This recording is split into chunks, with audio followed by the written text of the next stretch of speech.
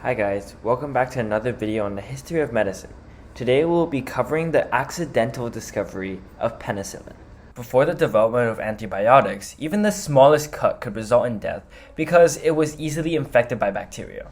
The only treatment for these types of infections was to wait and hope. Penicillin is a medication that is used to treat bacterial infections and was a very important discovery in that it helped save millions from minor wounds that developed into infection. So why was this discovery deemed accidental? That's what we'll be exploring in today's video. The discovery of penicillin is often credited to Alexander Fleming. In 1928, Fleming was investigating Staphylococcus, a bacteria that causes sore throats, when he left for holiday. His assistant didn't clean the petri dishes containing the bacteria, and so when Fleming came back, there were colonies of bacteria growing on the dishes. There was one particular dish that interested Fleming. That dish had colonies of bacteria growing on all but one area, where a mold was growing. The area around the mold was clean, as if the mold itself inhibited the growth of the bacteria.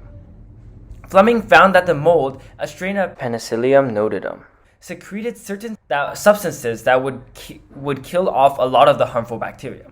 However, at that point in time, it was hard to isolate the penicillin from the substances secreted by that strain of mold.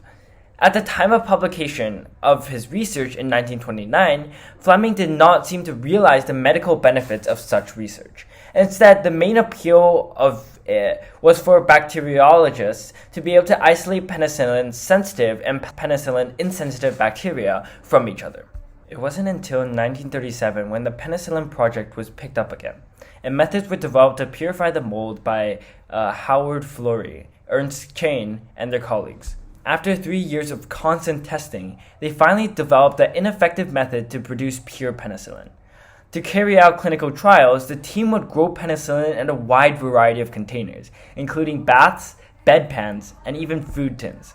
In 1940, they infected 8 mice with deadly Streptococcus bacteria. Out of 8, the 4 given penicillin survived, while all the rest perished. This report gained a lot of recognition and human trials began. In 1941, penicillin was given to Albert Alexander, a policeman that had developed a life-threatening infection from a cut. After injection, he did seem to recover, but died 5 days after his penicillin supply ran out. It was evident from this that efficiency of production needed to be increased. A couple of measures were implemented to generate more penicillin. First, a special fermentation device was developed to save space and to provide a more efficient development. Second, as over 80% of the penicillin dose was excreted after injection, penicillin was recycled through the purification of urine. Third, penicillin girls were employed on a wage of $2 a week to look after the fermentation process. All the previous production was done mainly in the Oxford laboratories.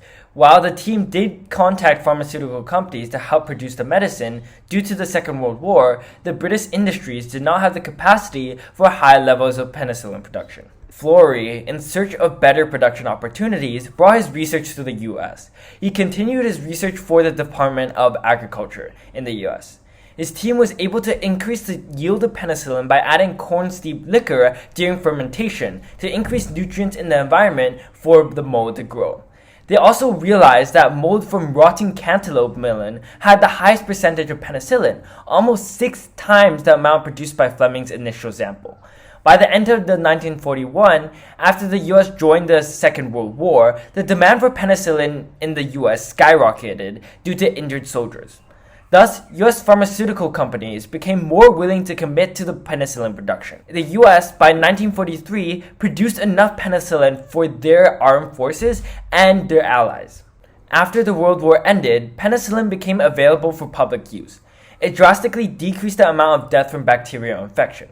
Nowadays, however, the biggest problem with antibiotics like penicillin is that bacteria are developing an immunity to them.